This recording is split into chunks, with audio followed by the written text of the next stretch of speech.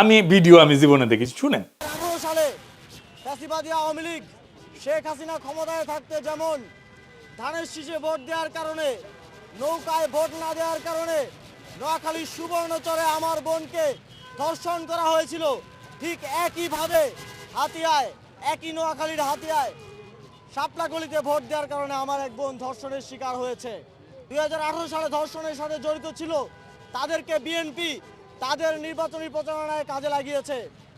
আমরা সেদিনে বুঝেছিলাম বিএনপি সেই ধর্ষকদেরকে নির্বাচনী প্রচারণায় শেল্টার দেওয়ার মধ্য দিয়ে আবারও মা বোনদেরকে একটা মেসেজ দিতে চেয়েছে, যদি এবারও বিএনপিতে ধানের শীষে ভোট না দেওয়া হয় তাহলে মা বোনদের একই পরিণতি হতে চলেছে। দুঃখজনকভাবে আমরা দেখলাম সেটা বাস্তবায়িত হলো। গতকালকে হাতিয়াতে আমাদের সেখানকার প্রার্থীকে শাপলাকলিতে ভোট দেওয়ার কারণে 3 সন্তানের জননীকে সেখানে গণধর্ষণ করা হলো।